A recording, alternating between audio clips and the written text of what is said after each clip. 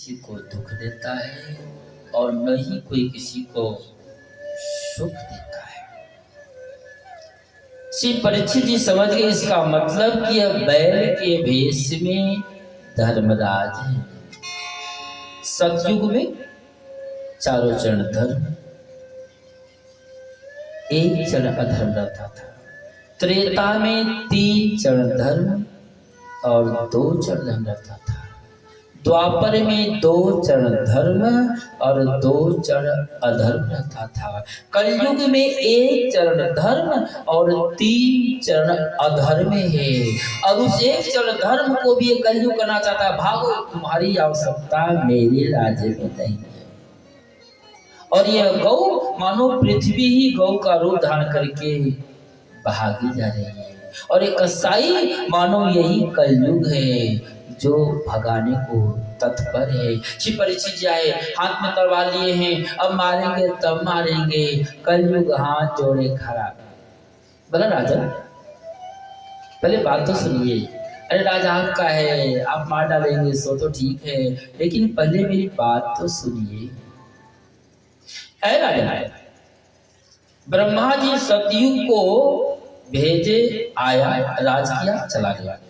त्रेता को भेजे, आया, राज किया, चला गया। द्वापर को भेजे, आया, राज किया, चला गया। वही ब्रह्मा जी मुझको भी भेजे हैं, ये मेरा राज्य है, मुझको रहने दीजिए ना। श्री परीक्षित जी बोली, भागता नहीं भागता है, यहां से जल्दी भागो।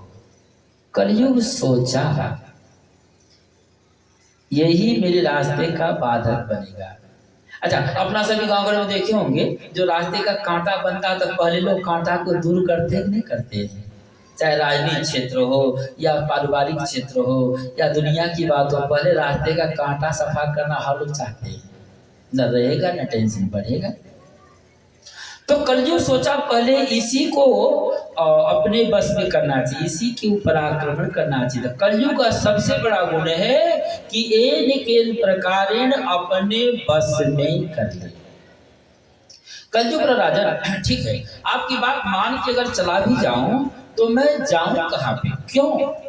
जहां पर सूर्य उदय होते हैं और जहां पे अस्त होते हैं, जहां से उदय होते हैं और जहां पे अस्त होते हैं, वहां तक आपका राज, मैं कहां जाऊंगा?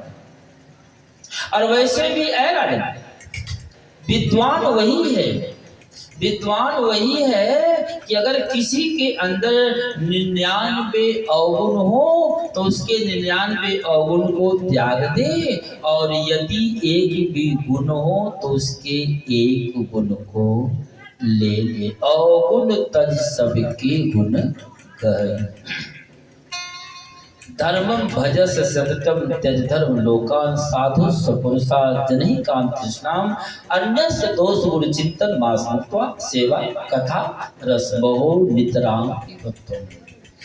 अवगुण तज सबके गुण गहरी। ऐ राजन, माना कि मैं कलयुग हूँ, माना कि अवगुण का खानी हूँ, फिर भी मेरे अंदर भी एक गुण है। और जब यह काला कलूटा कलयुग बोला मेरे अंदर भी एक गुण है, तो श्री परीक्षित जी ठमक गए। बोले भैया तुम्हारे पास गुण, कैसा गुण है? कलयुग बोला, ऐ राजन, जो फल सतयुग में तपस्या करने पर, त्रेता में यज्ञ करने पर, द्वापर में दान देने पर प्राप्त होता था, वह मेरे राज्य में केवल एक बार भगवान का नाम ले लेना। कलयुग नाम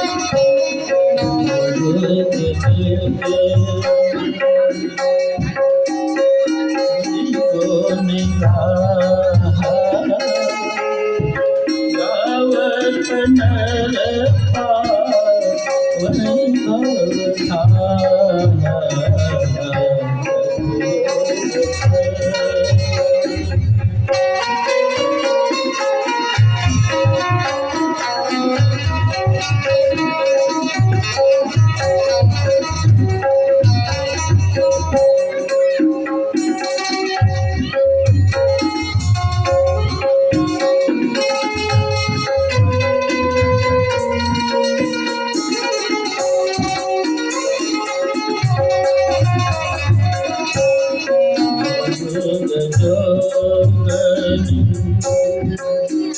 जगन एक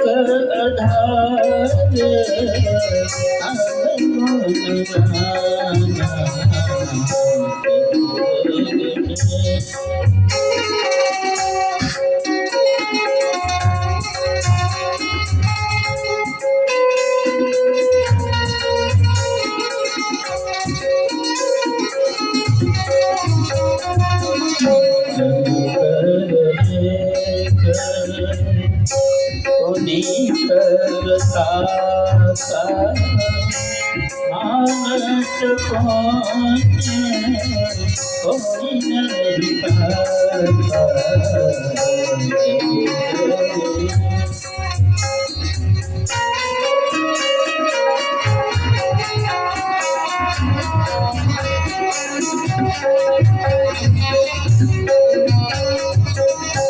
कलियुग समायुग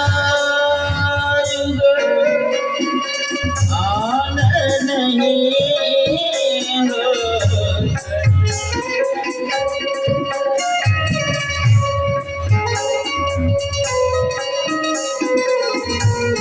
कलियुग समायुग आन नहीं हो।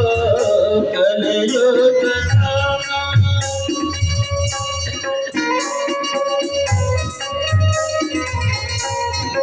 नर कर दे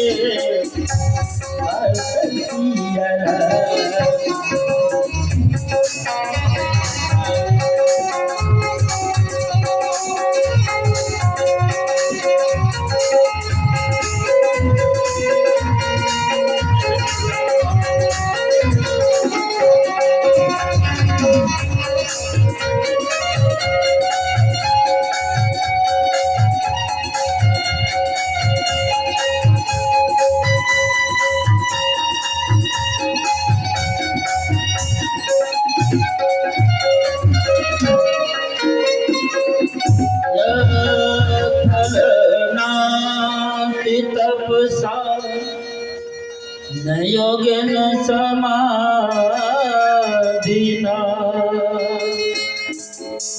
तत्फलं लभते सम्यक् कलौ केशवकीर्तना। ऐ राजा, जो सतयुग में तपस्या करने पर ध्वजा के पास सब लगा दो, धुआं धुकुने है।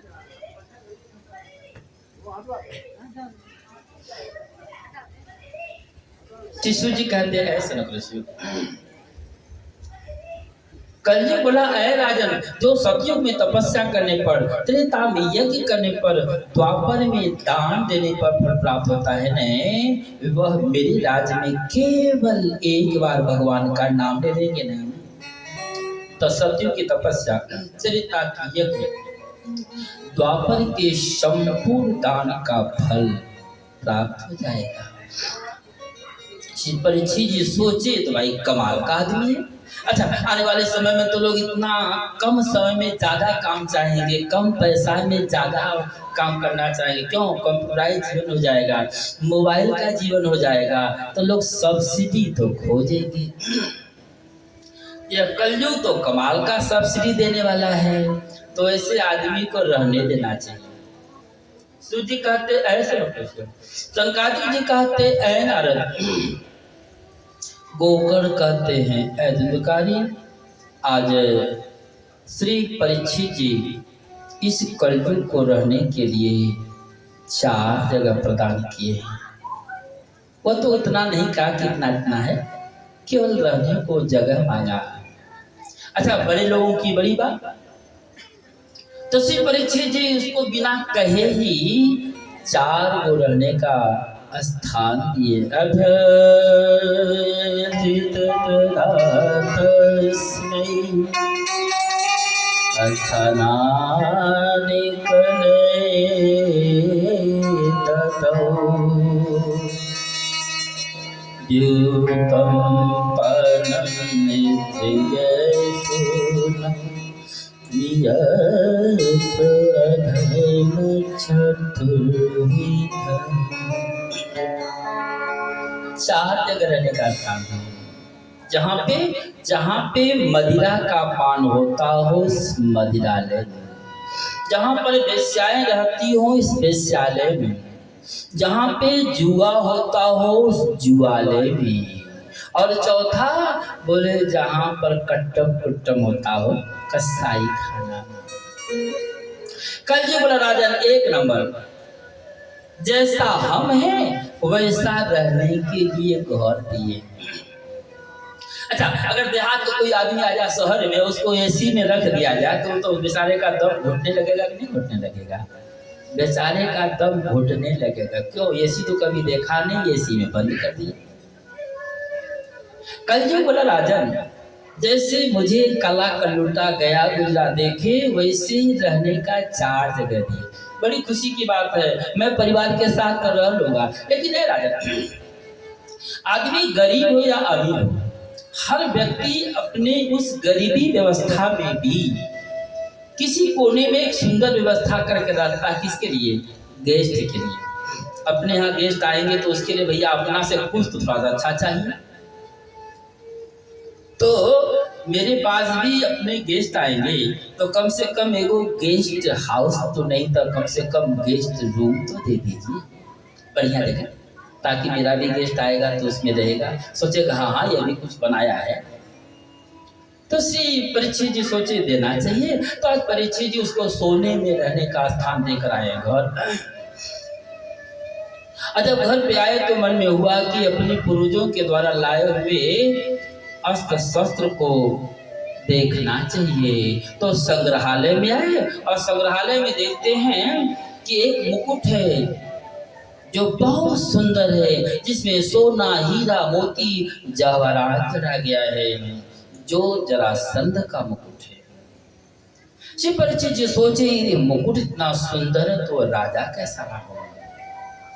मन में आया इसको लगा कर देखना चाहिए, और जो ही सिर पर रखे तो उसमें तो सोना है, और सोने में कलजी को रहने का स्थान अभी अभी दे के आए हैं।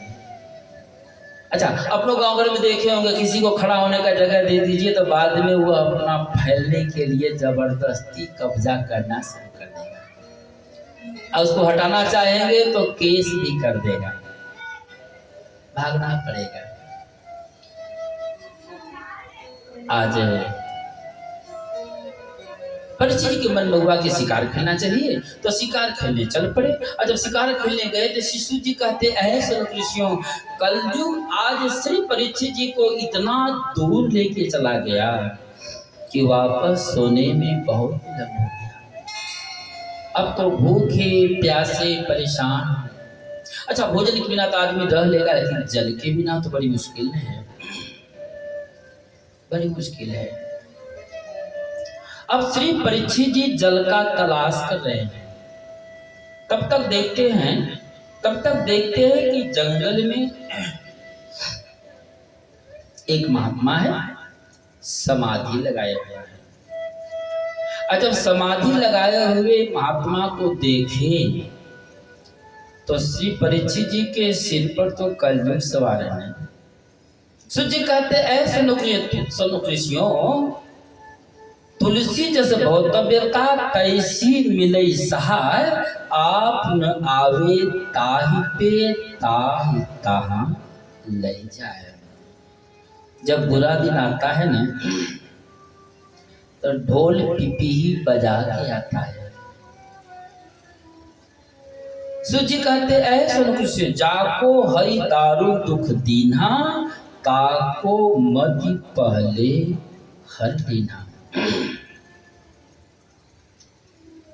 आज परीक्षित जी कुछ ग्रंथों के प्रमाण के अनुसार महात्मा को समाधि लगाए देखे तो मन में शंका हुआ कि मुझ राजा को देखकर यह ढोंग किया है, कहीं ये कुछ मांग न ले, तो इसकी परीक्षा लेनी चाहिए। तो कुछ ग्रंथों का प्रमाण है कि सामने मरा हुआ सर्प दिखाई पड़ा तो उसी को उसके गले में डालना चाहे अब कुछ ग्रंथों के प्रमाण के अनुसार कलयुग ही सामने मरा हुआ सर्प बन के दिखाई पड़ गया। जैसा भी रहा हो, लेकिन श्री परीक्षित जी उस मरे हुए सर्प को उठाए और महात्मा जी के गले में डाल। जय श्री राम कृष्ण भगवान की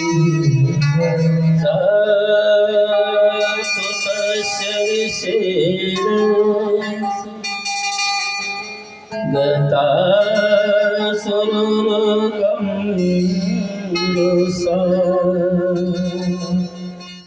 वेदे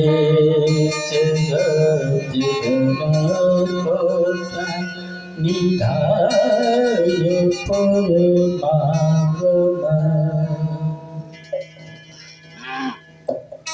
शिशु जी कहते ऐसे खुशियों। आज श्री परीक्षित जी जब उस मरे हुए सर्प को उस महात्मा के गले में डाले तो महात्मा जी तो समाधि लगाए थे, वे कोई ढोंग तो नहीं कर रहे थे। जब यह जीव अंतर्मुखी हो जाता है ना, तो उसको बहिर्ज्ञान नहीं रह जाता है। जब समाधि लग जाती है तो इंद्रियों का ज्ञान नहीं रह जाता। श्री परीक्षित जी सोचे नाना यह तो समाधि लगाया हुआ है। सूची कहते ऐ सुनकृष्यों, सरकारी जी कहते ऐ नारद, गोगड़ कहते ऐ तिंदकारी, यह तो समीक ऋषि हैं, समाधि लगाए हुए थे। श्री परीक्षित जी सोचे नाना यह तो सचमुच में समाधि लगाया हुआ है। अपने घर आए और घर आकर के जो ही मुकुट उतारे, श्री परीक्षित जी के सिर पर कलयुग नहीं था, बल्कि सिर पे मुकुट था, मुकुट में सोना था, सोने में कलयुग था। जो ही मुकुट उतारे श्री परीक्षित जी को याद आया, मैं इतना बड़ा अपराध, मैं उन पांडवों के वंश में जन्म लिया हूँ, उस वंश में जन्म लिया हूँ जिस वंश में गौओं की, संतों की, अबलाओं की रक्षा की जाती थी। आज उसी के वंश में जन्म लेने वाला मैं इतना बड़ा अत्याचारी, संत का अपमान, मुझे मेरे अपराध की सजा मिलनी चाहिए। पश्चाताप की अग्नि में जल रहे हैं। ऐसा नहीं कि गलती पे गलती किए जा रहे हैं फिर भी मानने को तैयार नहीं। एक गलती को छिपाने के लिए हजार झूठ बोले जा रहे हैं फिर भी मानने को तैयार नहीं है। ऐसा नहीं है। श्री परीक्षित जी पश्चाताप की अग्नि में जल रहे हैं कि मुझे मेरे किए हुए कर्म का फल यानी दंड मिलना चाहिए। और समीक ऋषि के शिष्य हैं, वे समीक ऋषि के पुत्र श्रृंगी ऋषि जो गंगा स्नान करने गए हैं, आकर उनसे बोले आप यहाँ पे पड़े हैं, आपके पिता के गले में मरा हुआ सर्प डाल करके राजा परीक्षित चला गया। सूर्य कहते ऐसे कृष्ण श्रृंगी ऋषि सोने तो क्रोध नहीं हुआ, और जब आके देखे अपने पिता के गले में मरा हुआ सर्प देखे तो क्रोध का ठिकाना नहीं रहा। सूची कहते ऐसे लोग ऋषियों, अरे वह पुत्र क्या जो अपने पिता के अपमान का बदला न ले ले। आज श्रृंगी ऋषि को क्रोध आ गया और क्रोध में आके श्राप दे डाले, ऐ दुष्ट राजन, मेरे पिता के गले में मरा हुआ सर्प डालने वाला दुष्ट परीक्षित, आज के 7वें दिन तुझे तक्षक सर्पदंश खाएगा, तुम्हारी मृत्यु हो जाएगी। मृत्यु श्री राम कृष्ण भगवान की। एते लंगतमया तक्षक सत में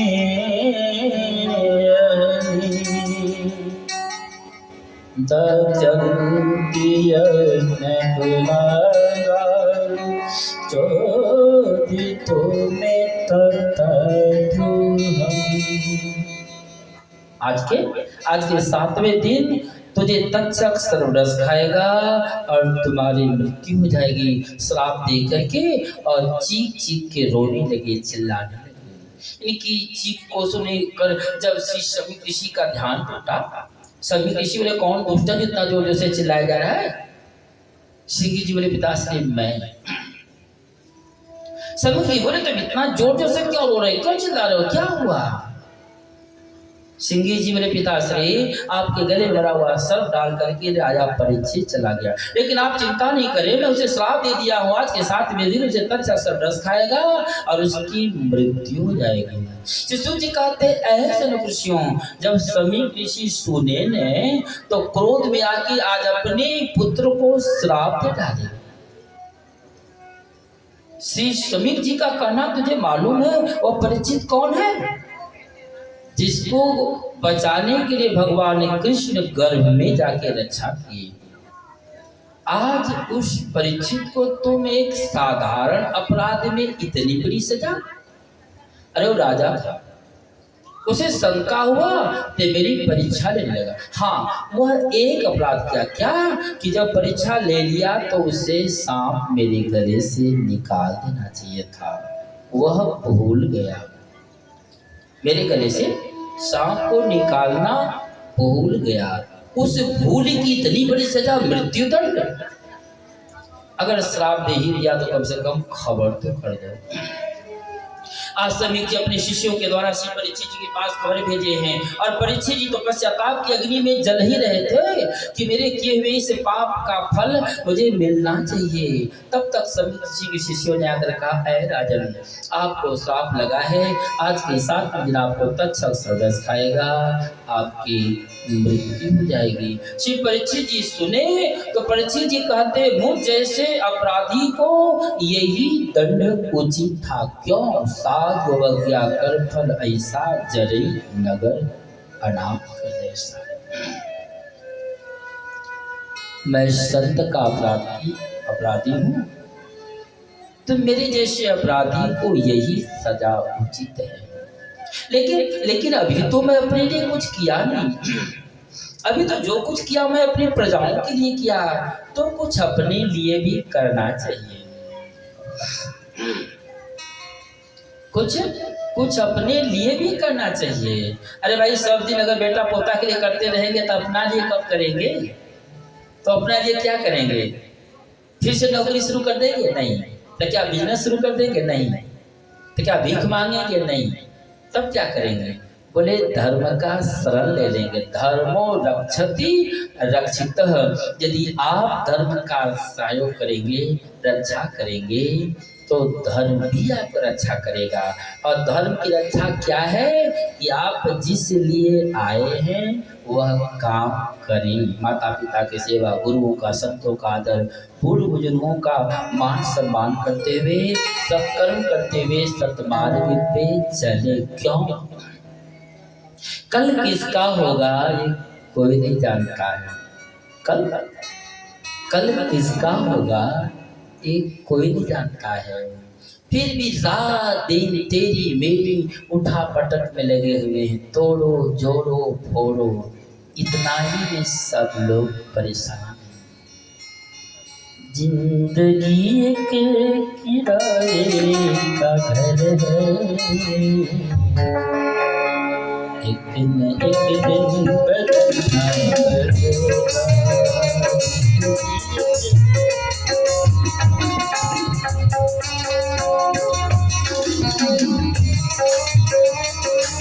किराए का घर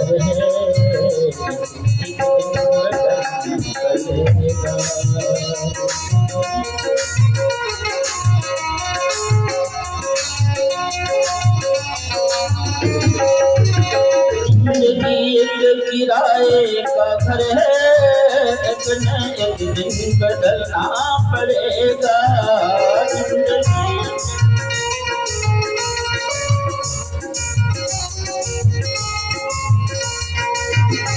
जिंदगी एक किराए का घर है, एक न एक दिन बदलना पड़ेगा।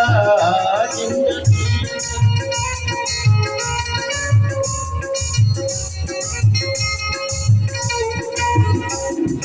जब तुमको आवाज देगी, जब तुमको आवाज देगी, घर से बाहर निकलना पड़ेगा।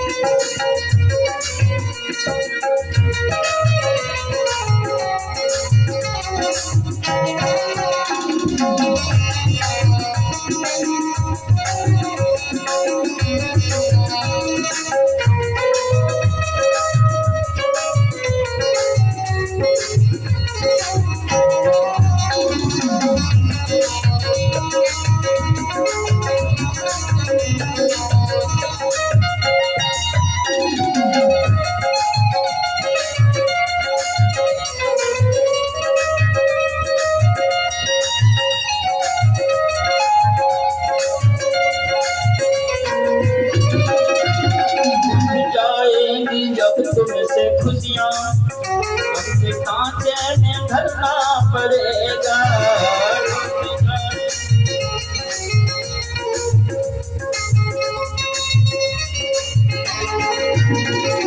जाएगी जब तुमसे खुशियाँ, गम के सांचे में धरना पड़ेगा। रूठ जाएगी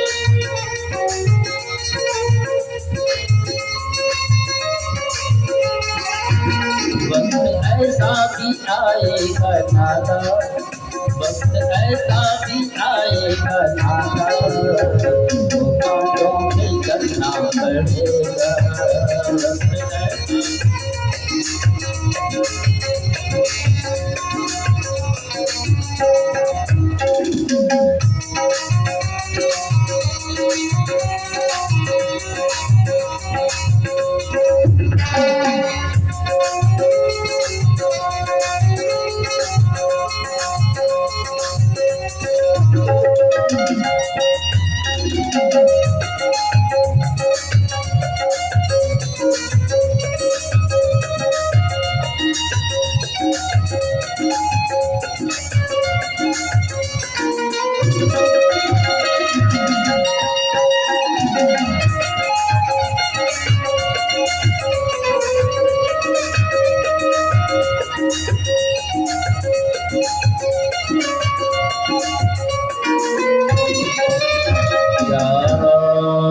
कृष्ण भगवान की जय, वृंदावन बिहारी लाल की। यीशु जी कहते हैं कृष्ण, आज श्री परीक्षित जी अपने पुत्र जन्मेजय को राजी, अपने पुत्र जन्मेजय को राजी करके 7 दिन में मुक्ति का साधन खोज रहे हैं। समय 7 दिन है तो मुक्ति का साधन चाहिए।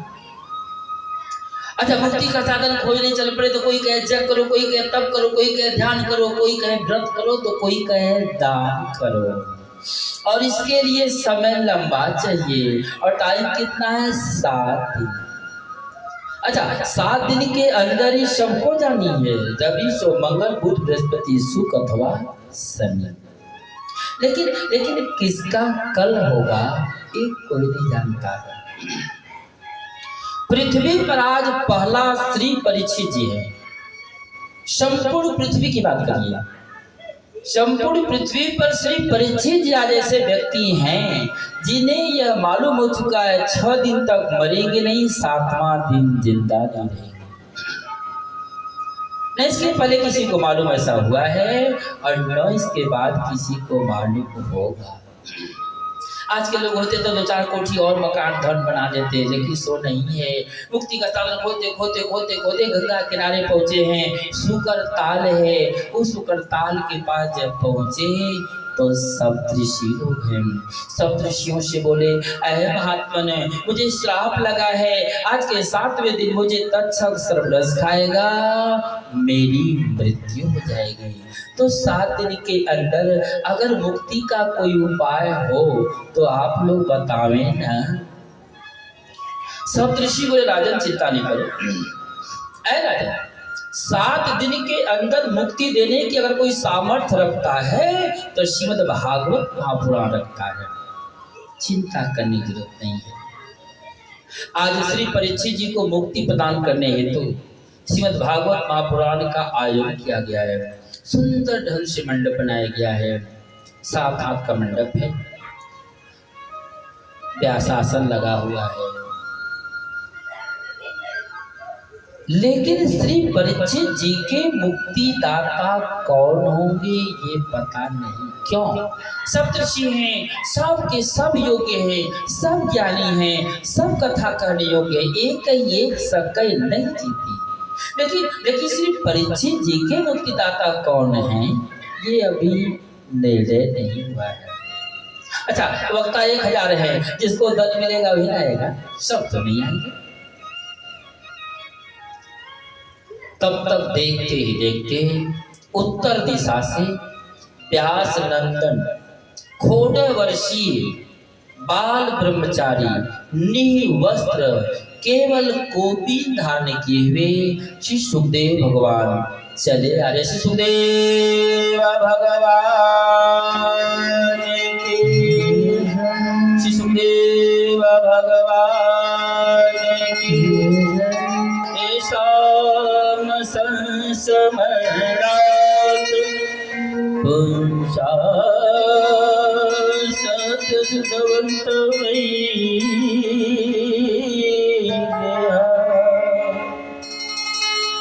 किं पुनः दर्शन स्पर्श पाद शौच स्नातिथि। सूर्य जी कहते ऐसा कृष्ण। देखते ही देखते सुखदेव भगवान पहुंच गए। सुखदेव भगवान के बच्चे सब पागल समझ कर उनके पीछे पीछे पड़े हैं, पगला पगला कहे जा रहे हैं, इनको तो कोई फर्क नहीं है। और जब श्री सुखदेव भगवान को सप्तऋषि लोग देखे तो सप्तऋषि लोग साष्टांग दंडवत कर रहे हैं। परीक्षित जी सोचे ये छोटा सा नंग धनंग बच्चे को ये बुढ़वा बुढ़वा बाबा जी सब साष्टांग दंडवत कर रहे हैं। अच्छा कोई बात नहीं, तो यह भी मानवता के तहत श्री परीक्षित जी भी सुखदेव भगवान को दंडवत की, लेट के नहीं, बैठ के नहीं, छू के नहीं, ऐसे ही श्री सप्तऋषि लोग बोले सुखदेव भगवान से, ऐ सुखदेव भगवान ये श्री परीक्षित है, इनको श्राप लगा हुआ है, आज के 7वें दिन इन्हें तक्षक सर्प दस खाएगा, इसलिए 7 दिन के अंदर मुक्ति पाने हेतु आप इन्हें श्रीमद् भागवत महापुराण की कथा श्रवण कराएं। और श्री परीक्षित जी से बोले ऐ राजन यही आपके मुक्ति दाता है। अभी परिचय नहीं था, ब्रह्मचारी हैं, नंग धरंग हैं, पगले जैसे हैं, बच्चे पीछे पीछे पड़े हैं, लेकिन सप्तऋषियों को साष्टांग दंडवत करते देखने पर भी श्री परीक्षित जी के अंदर बहुत ज्यादा श्रद्धा नहीं हुई। मानवता के तहत केवल प्रणाम किए थे, लेकिन जब सप्तऋषियों के द्वारा यह बोध हुआ, ज्ञान हुआ कि यही मेरे मुक्ति दाता हैं, तो श्री परीक्षित जी सहृदय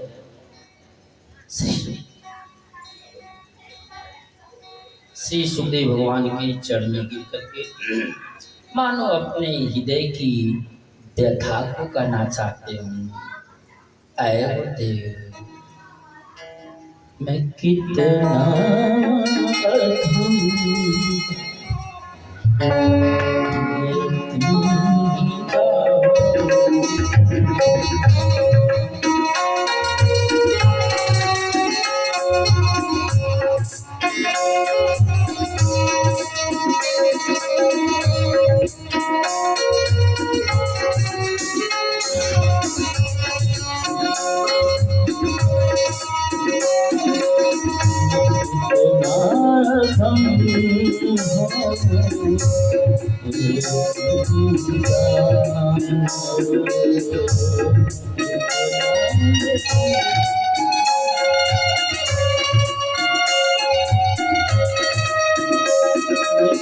देखता ये तुम ही जानो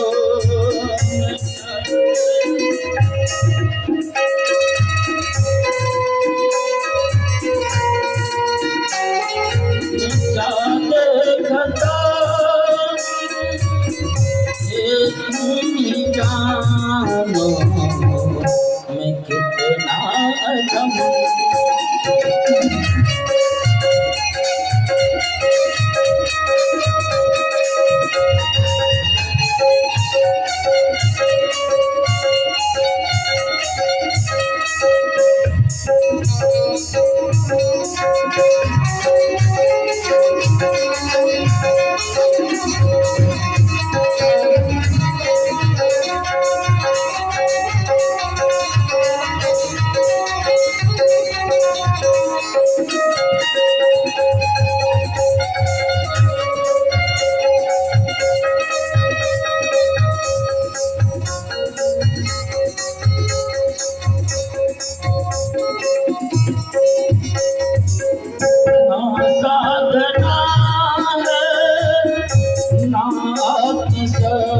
सीता सागरा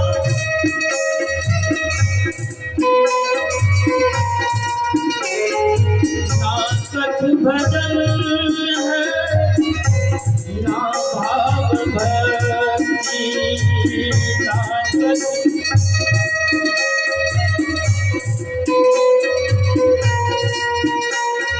जाके बताओ एक ही जानो मैं कितना यगम हूँ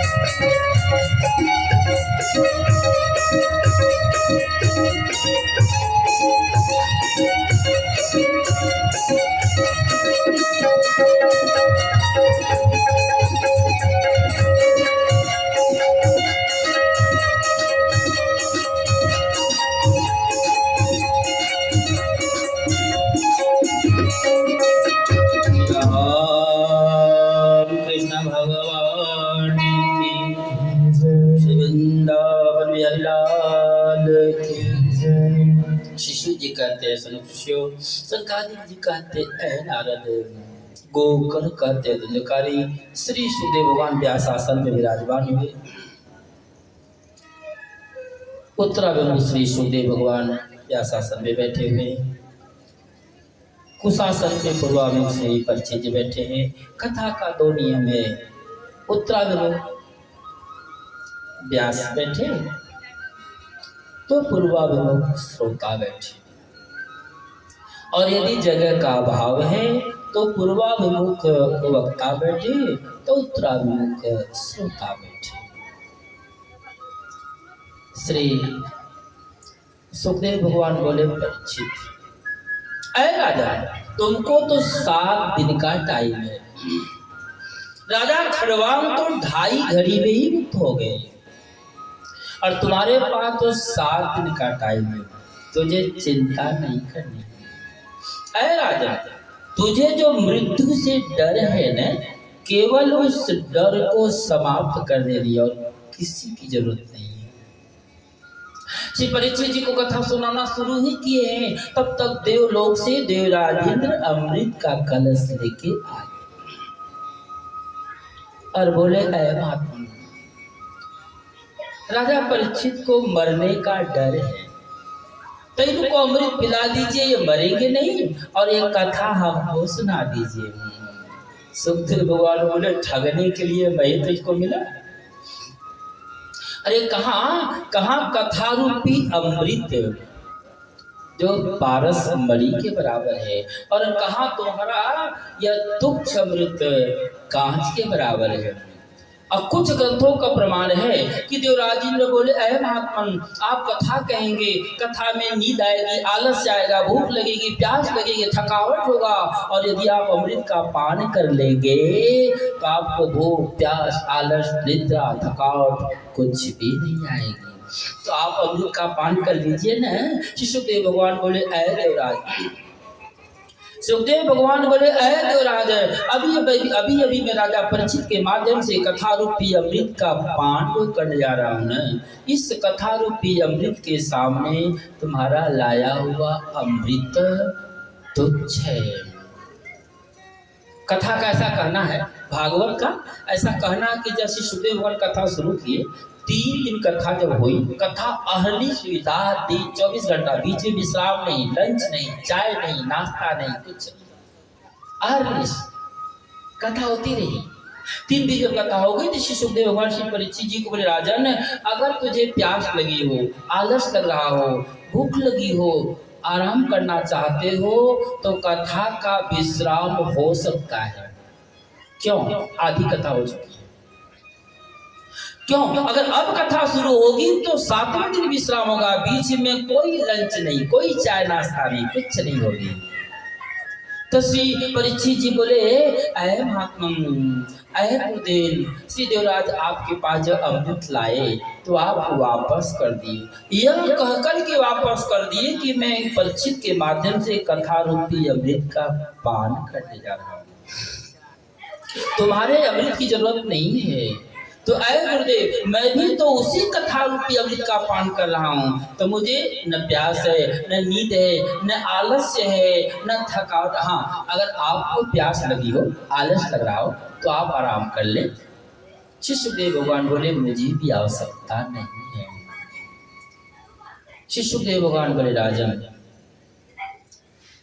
मृत्यु ही शाश्वत है, परम सत्य है, वह सबके पास आएगी।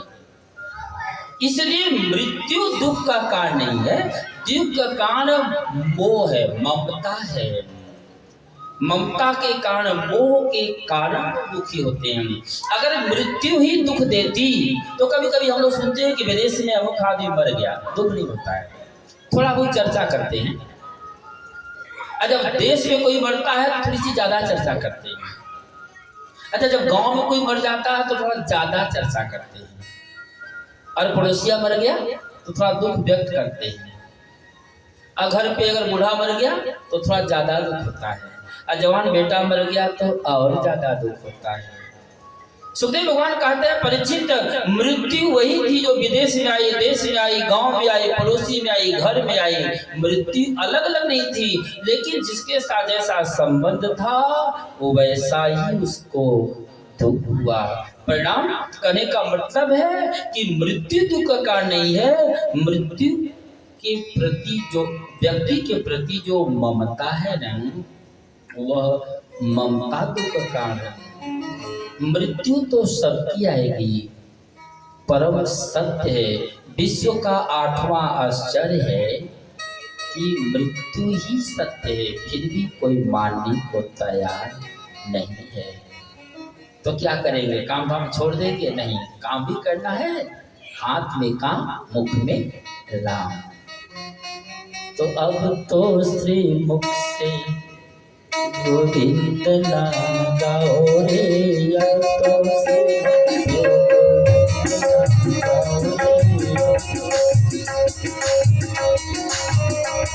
गोविंद नाम गाओ रे गोपाल नाम गाओ रे गोविंद नाम गाओ रे गोपाल नाम गाओ रे गोविंद नाम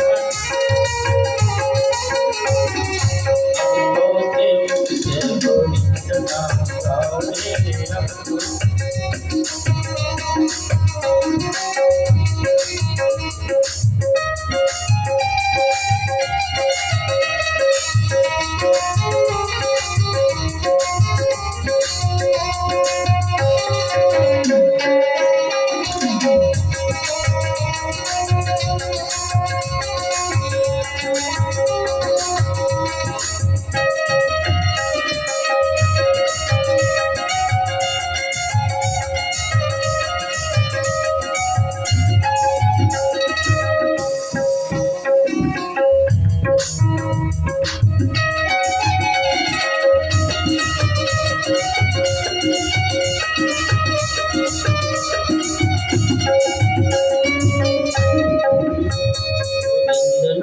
गाओ रे गोपाल नाम गाओ रे गोविंद नाम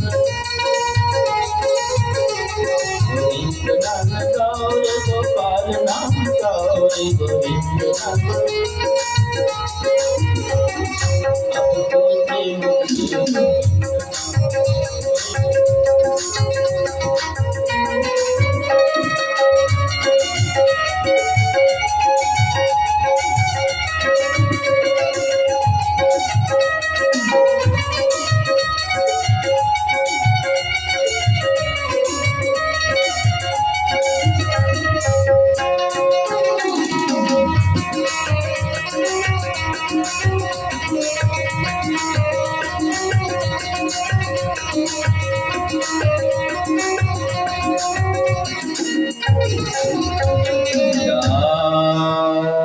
कृष्ण भगवान की जय वृंदावन बिहारी लाल की।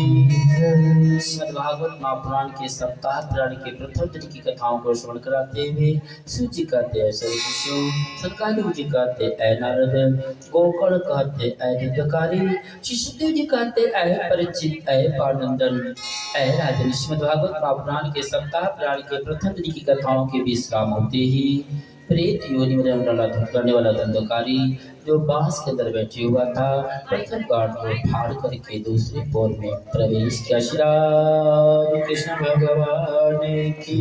श्रीमद्भागवत महापुराण के सप्ताह पुराण के प्रथम दिन की कथाएं आज हम सब लोगों का भी विश्राम हुआ। श्री राम कृष्ण भगवान की। ध्यान देंगे कल सुबह लगभग 7:30-8 बजे से लगभग 10:30-11 बजे तक हम सब लोग श्रीमद्भागवत महापुराण के मूल पाठ को संस्कृत में श्रवण करेंगे। उसे ही कथा के रूप में दोपहर 3 बजे से रात्रि 7 बजे तक श्रवण करेंगे। आप सभी भक्तगण अधिक से अधिक संख्या में आकर कथा को श्रवण करें और पुण्य के भागी में पुनः ध्यान दें। सुबह 7:30-8 बजे से 10:30-11 बजे तक श्रीमद्भागवत महापुराण के मूल पाठ को संस्कृत में श्रवण करेंगे।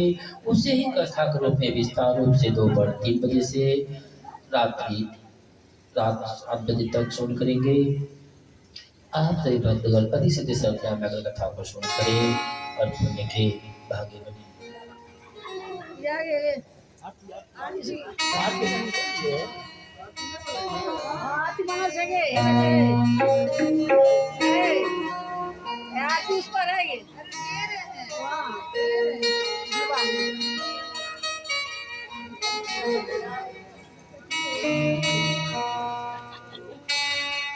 एक दिन के बाद ठीक हो जाएगा।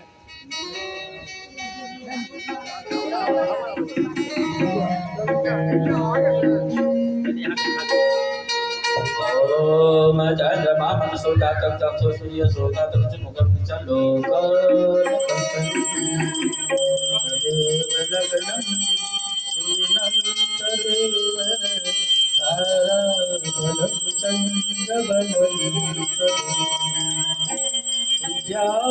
बलम दैव बलम तदेव लक्ष्मीपते मम स्वरामि सर्वदा सर्वकार्येषु नास्तेषां मङ्गलं तेषां भगवान् मङ्गलाय तनो आरति कृष्ण कन्हैया की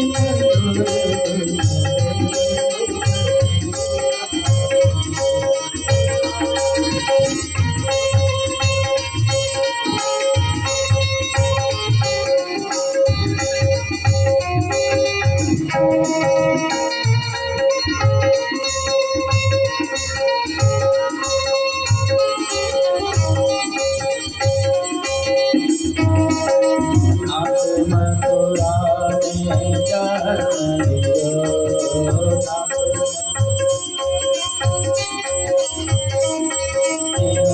पुर मंगल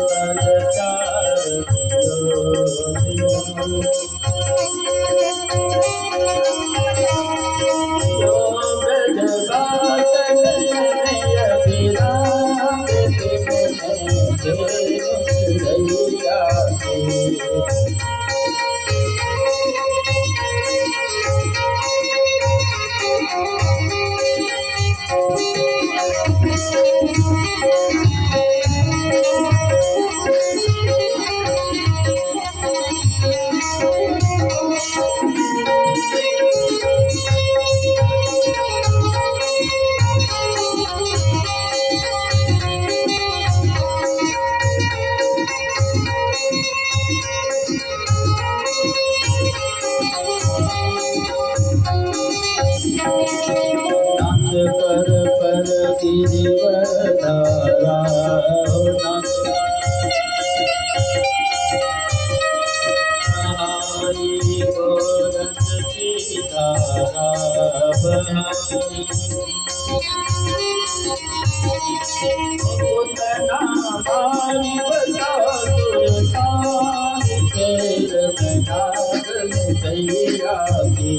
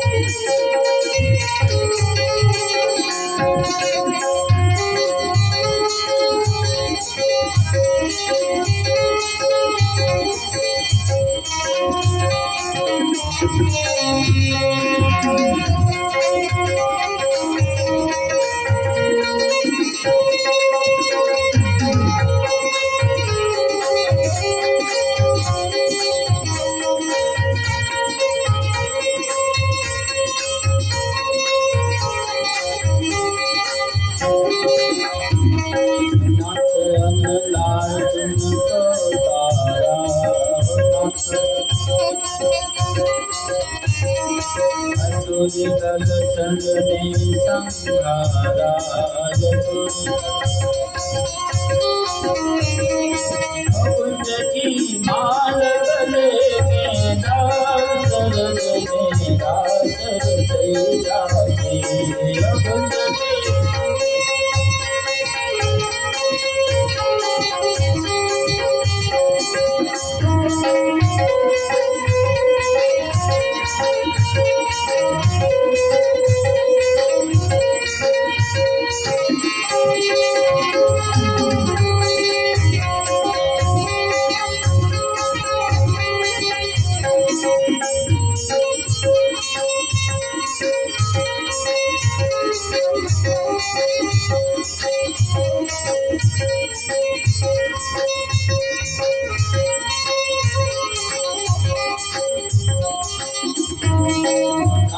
कंसादिक संहारे हो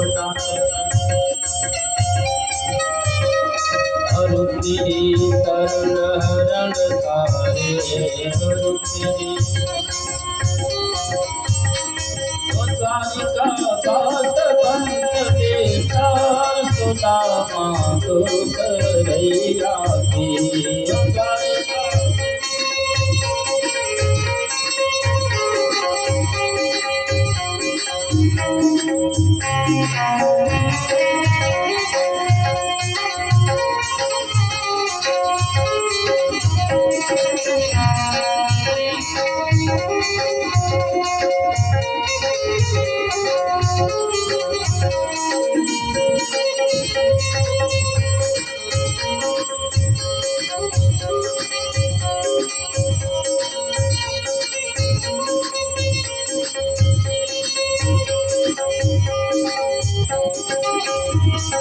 मत पांडवों को अपनाया,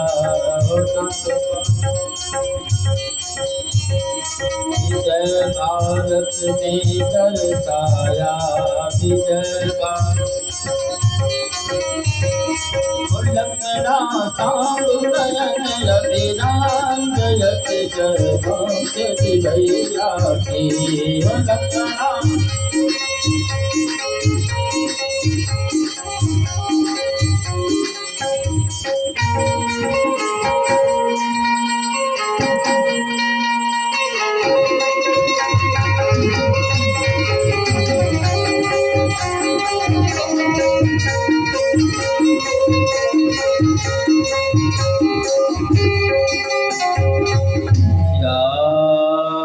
कृष्ण भगवान की वृंदावन बिहारी लाल की, श्री भागवत महापुराण की, श्री जी महाराज की, श्री सुखदेव जी महाराज की, विष्णु भगवान की, श्री लक्ष्मी महारानी की, शंकर भगवान की, श्री दुर्गा महारानी की, श्री राधा महारानी की, सरस्वती मैया की, श्री हनुमान जी महाराज की, देवार बाबा की, ग्राम देवता की, ग्राम कुरुक्षेत्र की, नगर पुरवासियों की, श्रोता समाज की, कथा कहने वाले की, कथा सुनने वाले की, संत भगवान की, धर्म की, धर्म की,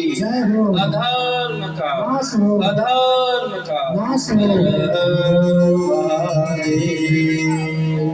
जय जय श्री राम, जय जय श्री राम, जय जय श्री राम। अरे घरों में देखा, इधर को देखा क्या? बाहर देखा है, डर की जो जो बाहर देखा नहीं